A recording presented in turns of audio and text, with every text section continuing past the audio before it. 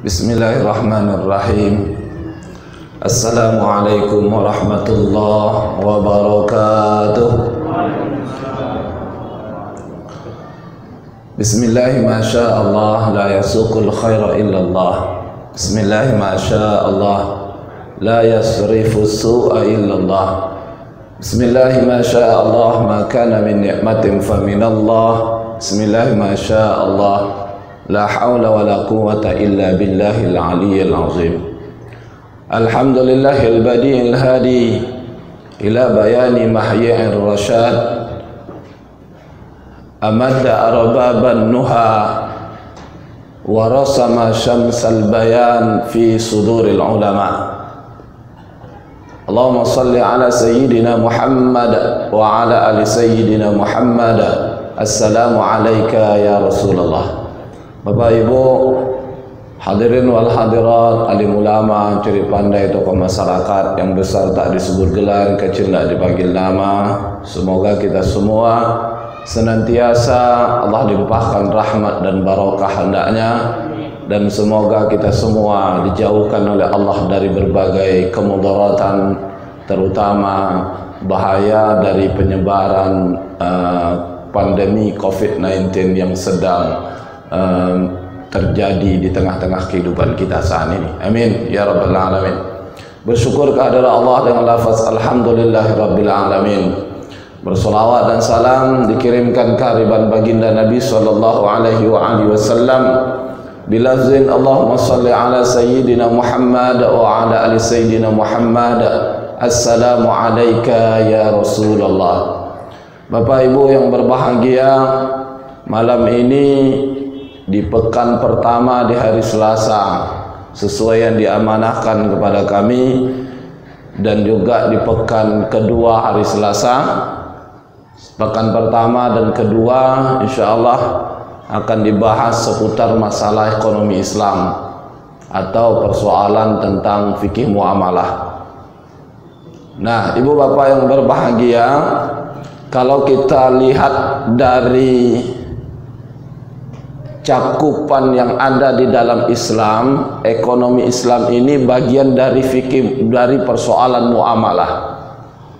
Islam itu kalau merujuk dari beberapa pendapat para ulama memiliki 3 cakupan alaqat. Alaqat yang pertama al-insanu bi khaliqihi, manusia dengan pencipta. Ini cakupan pertama. Islam yang sumul itu punya 3 cakupan. Pertama, alaqatul insanu bi khaliqihi, mengatur hubungan manusia dengan pencipta Allah subhanahu wa ta'ala. Apa yang diatur? 2 hal, aqidah wal ibadah. Ini dah final ini. Kalangan ulama dia dah paham betul, udah disepakati kalau hubungan dengan Allah itu urusan akidah ibadah, atau dalam bahasa Al-Quran namanya hablum minallah. Ada alaqat kedua, alaqatul insanu binafsihi, manusia dengan dirinya. Itu diatur di dalam Islam. Pertama ini bicara ta'amun wa syarbun, bicara makan dan minum. Walibasun, bicara persoalan masalah berpakaian. Makan minum harus halalan thayyibah. Itu urusan manusia dengan dirinya. Libasun, berpakaian. Manusia muslim disyariatkan oleh Allah harus sesuai standar, nutup aurat. Laki-laki perempuan nutup aurat. Nanti silakan dikaji, dibahas atau dibaca standar aurat laki-laki seperti apa, standar aurat wanita seperti apa. Intinya menutup aurat. Yang menutup tidak terlihat. Itu manusia dengan diri. Yang ketiga itu bicara akhlak. Itu manusia dengan diri. Nah, ada yang ketiga cakupannya, wa bi ghairihi min banil insan, hubungan manusia dengan sesama manusia. Ini 2 perkara yang diatur. Pertama bicara muamalat, yang kedua bicara uqubat. Masalah muamalat dan bicara masalah uqubat. Uqubat itu apa? Sanksi. Makanya Bapak Ibu, jangan heran ketika baca Al-Quran ada ayat bicara kisos, ada ayat bicara potong tangan, ada ayat bicara rojam, jilid. Misalkan di suratul Baqarah, a'udzubillahi minasyaitonirrajim, ya ayyuhallazina amanu kutiba alaikumul qisasu fil qatla. Diwajibkan atas kalian hukuman kisos, dibunuh, fil qatla, dalam persoalan pembunuhan, hukuman mati bagi si pembunuh. Itulah bahasanya. Al-Quran bercerita itu. 183 bicara masalah wajib puasa, 178 itu bicara masalah wajibnya kisos. Sama-sama nada ayatnya, karena ini aturan dari Allah, syariat. Bi ghairi membanil insan, salah satunya bicara ukubat, sanksi. Jangan heran kalau Al-Quran di suratul Maidah Allah bicara as-sariqu was-sariqatu faqta'u aydiyahuma. Pencuri laki-laki, pencuri wanita, faqta'u, potonglah aydiyahuma, tangan dari keduanya. Kedua siapa? Laki-laki yang mencuri, laki-laki perempuan, atau mohon maaf, laki-laki yang mencuri atau perempuan yang mencuri. Faktau, itu tidak perlu lagi tafsiran yang macam-macam. Baca terjemahan, baca ayat, baca terjemahan, kita bisa paham. Kalau pencuri potong tangannya, tentu ada mekanisme, tidak sembarangan dipotong. Ada standar, ada kriteria kapan dipotong. Bahkan dalam kondisi tertentu itu tidak dipotong. Di masa Sayyidina Umar bin Khattab radhiyallahu an, pernah ditangguh pemotongan tangan bagi si pencuri karena kondisi ketika itu sedang paceklik, krisis, orang susah makan. Nah, ditangguh, ada maling ketangkap, ditangguh pemotongannya. Jangan heran Bapak Ibu, di surah An-Nur kita menemukan ayat az-zaniyatu waz-zani fajlidu kulla wahidin minhuma mi'ata jaldah. Pezinah wanita, pezinah laki-laki, fajlidu, dicambuk. Berapa kali dicambuk? Mi'ata jaldah, 100 kali cambukan. Ini ayat mau dikemanakan? Apa cuma sekadar teori? Kalau cuma sekadar teori, nggak perlu Rasul hijrah dari Mekah ke Yasrib. Ini ayat untuk diamalkan. Inilah syariat yang diatur oleh Allah, mengatur hubungan manusia dengan sesama. Salah satunya bicara ukubat. Ada yang lain urusan dengan sesama, itu bicara muamalat. Apa itu muamalat? Terkait dengan muta'alliqatu bi amri dunyawiyah, berhubungan dengan urusan manusia dengan urusannya dengan di dunia ini, urusan manusia di dunia. Semua urusan manusia di dunia ini itu masuk dalam lingkup muamalah. Makanya kita mengenal ada bicara masalah politik, itu muamalatul siyasiyah, muamalah dalam lingkup politik. Ada masalah pendidikan, muamalatul tarbiyah. Ada bicara mengatur interaksi laki-laki perempuan, bagaimana adab bertamu, kapan boleh bertamu di rumah orang, ketika bertamu apa yang harus dilakukan, ketika kita bertamu ke rumah orang dikasih password assalamualaikum, tak dijawab, assalamualaikum, tak dijawab, assalamualaikum, tak dijawab. Bukan pula, bukan nengok di jendela. Kalau kita kan kayak gitu, assalamualaikum, assalamualaikum, assalamualaikum, ada itu dalam intip. Itu kata Nabi, orang seperti ini ditusuk matanya. Tidak main-main Bapak Ibu. Ini diatur dalam apa? Muamalatul ijtimaiyah. Ini saya ngasih pengantar Bapak Ibu, supaya kerangka yang mau kita bahas itu jelas. Nah, bicara politik, bicara ngatur negara, bicara ngurusi negara, bicara orang yang tak makan. Kemarin saya baca koran Merdeka, ini Pak Haji ini tahu juga, online koran harian Merakyat Merdeka, tanggal 6, rakyat Jakarta dikasih dua pilihan. Mereka lebih memilih mendingan kena COVID daripada tak makan. Kira-kira kalau kita dikasih tawaran mau kena COVID atau kena makan, mau pilih mana? Jangan kedua-duanya. Hah? Hari ini kenapa orang memilih mendingan kena COVID daripada tak makan? Kalau kena COVID kan cuma sakit, ada kemungkinan sembuh. Tapi kalau tak makan, itu besar dorornya, bisa mati, kayak gitu kan. Padahal Bapak Ibu yang berbahagia, ini kita berada di ranah dikasih dua pilihan negatif. Ini akibat dari sistem politik, sistem yang diterapkan yang gak islami. Apa itu? Kapitalisme demokrasi. Yang kaya semakin kaya, miskin semakin miskin. Hasil riset penelitian, 1% penduduk dunia itu menikmati 99% sumber daya alam di dunia.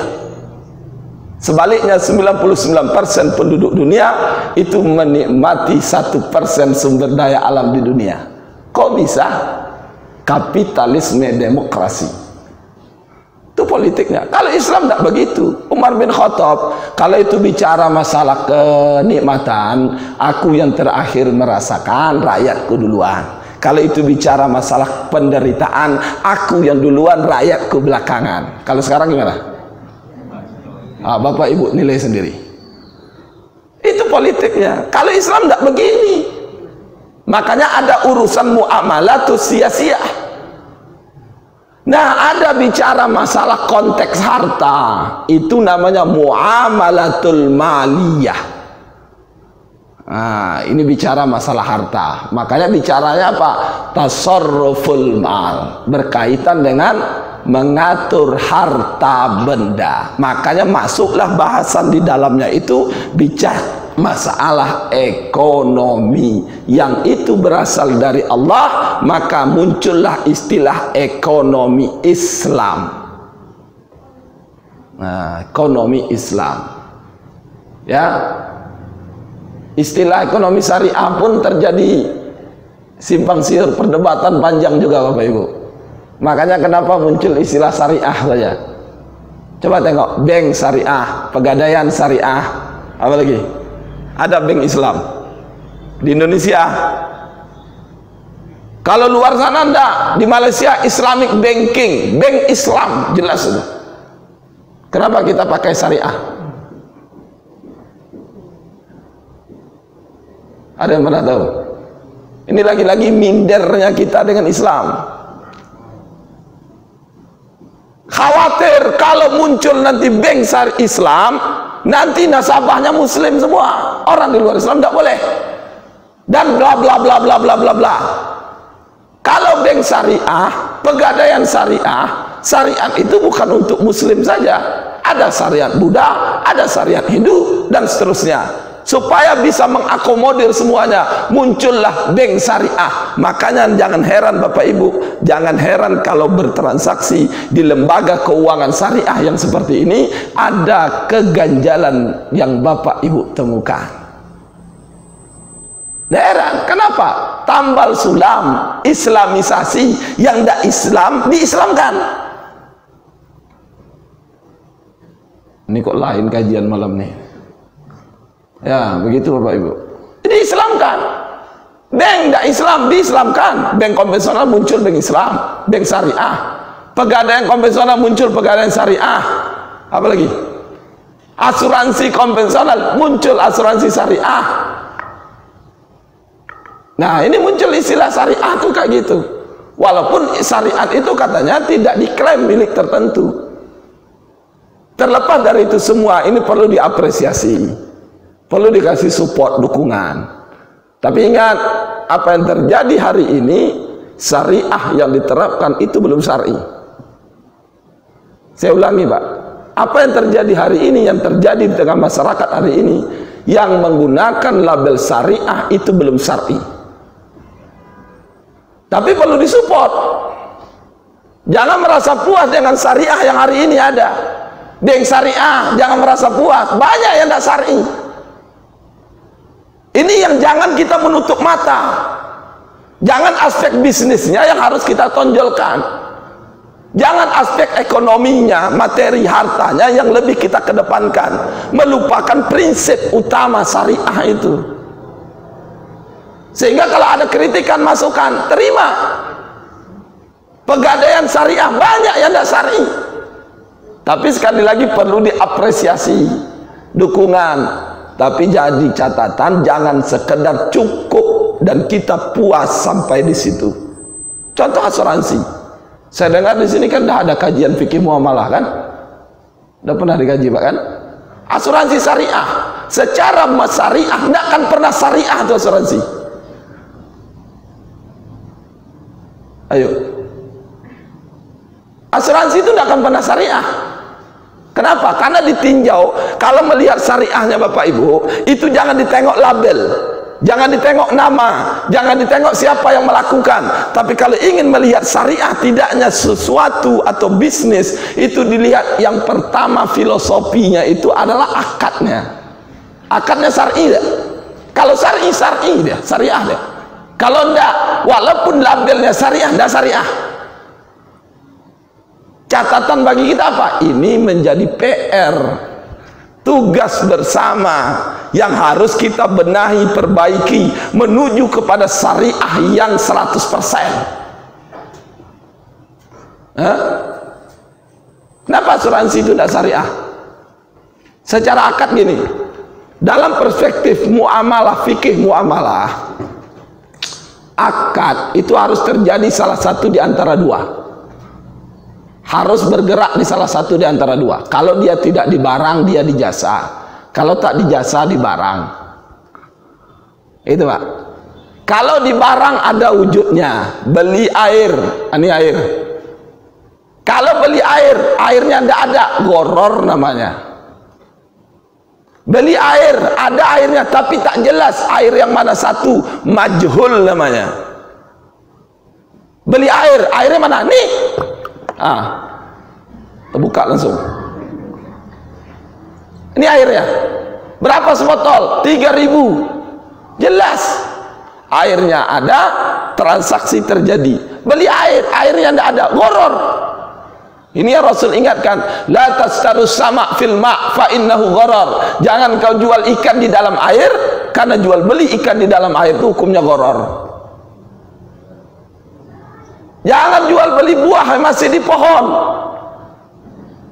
Kalau jual beli buah di pohon yang masih berputih, itu gharar. Yang jelas pun itu tak boleh, tidak ditentukan. Sama kayak gini, ada seorang ayah, dia mau menikahkan anak perempuannya. Kebetulan anak perempuannya itu ada lebih dari satu orang. Apa kata si ayah? Kunikahkan engkau dengan anak perempuanku dengan mas kawin bla bla bla bla bla. Sah atau tidak? Anak perempuannya yang mana? Hah? Iya, harus jelas. Anak perempuannya kebetulan 3. Ketiga-tiga ini gadis. Dia akadkan, kunikahkan engkau dengan anak perempuanku. Yang mana? Ini namanya majhul. Padahal anak perempuannya ada. Sama beli sapi. Beli sapi. Ya, saya beli sapi seekor. Sapinya mana? Tuh banyak di padang rumput. Yang mana satu sapinya? Itu jadi majhul. Nah, kembali ke tadi.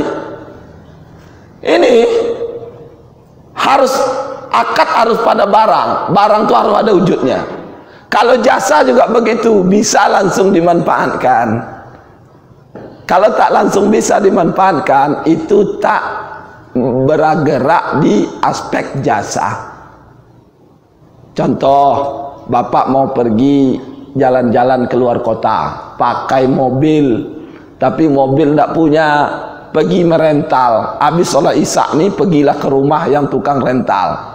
Saya mau rental 10 hari, berapa sehari? Sekian. Oke, kapan diambil? Kapan bisa? Terserah kamu. Sepakat, kalau udah deal 10 hari ya udah. Boleh malam itu Bapak ambil, boleh besok pagi Bapak ambil, boleh kapanpun Bapak ambil. Yang penting asal diambil, terhitung 10 hari ke depan Bapak menyewa mobilnya. Kayak gitu kan? Asuransi tidak dijasa. Contoh asuransi jiwa, kalau mati, kalau tak mati, coba kalau tak mati tidak dapat. Makanya orang asuransi itu bagus Bapak Ibu naik masuk asuransi itu. Anekdotnya, tiap malam didoakan Bapak Ibu asuransi jiwa itu didoakan panjang umur. Karena kalau Bapak Ibu meninggal rugi. Sebaliknya Bapak Ibu yang berbeda doanya pendek umur. Karena kalau panjang umur tidak untung. Anekdotnya begitu. Nah, tidak dibarang, tidak dijasa, tidak syar'i. Tapi hari ini muncul asuransi syariah. Makanya yang mengukur syariah itu bukan di label, bukan di nama, bukan di orang, tapi apa? Akad yang terjadi antara pebisnis, mitra bisnis. Kalau dia jual beli, penjual pembeli. Kalau dia akad upah mengupah, ajir mustajir, sewa yang menyewakan. Kalau akad hutang kreditur debitur, dan begitu seterusnya. Di antara mereka ini akadnya syar'i, maka itu muamalahnya syar'i. Kalau tidak syar'i. Kenapa tidak dilihat orang? Karena Rasul sendiri pernah mempraktekkan muamalah itu boleh terjadi antara muslim dengan yang bukan muslim. Ketika Rasulullah hijrah dari Makkah ke Yathrib, itu Rasul menggunakan jasa tenaga seorang Yahudi sebagai guide, penunjuk jalan. Yahudi, Pak. Akad terjadi antara Rasul dengan seorang Yahudi ini, akad ijarah. Apa itu ijarah? Aqdun ala manfaatin bi'audin. Akad atas manfaat. Apa manfaatnya? Rasul mendapatkan manfaat, ditunjuki jalan supaya tidak tersesat oleh seorang Yahudi. Ya, aqdun ala manfaat bi'audin. Karena Rasul dapat manfaat, Rasul punya kewajiban bayar kompensasi. Itulah disebut dengan ujroh. Bahasa kitanya namanya upah. Nah, ini bayangkan, Rasul dengan Yahudi boleh. Itu sebagai bukti kalau muamalah itu tidak melihat orang, tapi melihat akadnya. Kalau akadnya syar'i, besar kemungkinan muamalahnya syar'i. Nah, itulah muamalah ini yang dibahas di dalam terkait dengan salah satu yang dibahas perkara ekonomi Islam. Ibu bapak yang dimuliakan oleh Allah Subhanahu wa taala. Sampai jam berapa? Isya 38. Karena kita beda kabupaten. Saya tinggal di Pandau, itu Kabupaten Kampar. Bapak Ibu kan di Pekanbaru. Saya lintas kabupaten ngisi ini, Pak. Ya. Nah, masih ada beberapa menit. Ada 3 hal yang perlu kita pahami. Kenapa kita kaji ekonomi Islam atau fikih muamalah ini? Pertama, kenapa kita kaji konsekuensi iman? Al-Quran selalu disandingkan antara iman dengan amal soleh. Iman, amal soleh. Iman, amal soleh. Bukti orang beriman melakukan amal soleh. Amal soleh bisa dilakukan, dijalankan kalau didasari iman.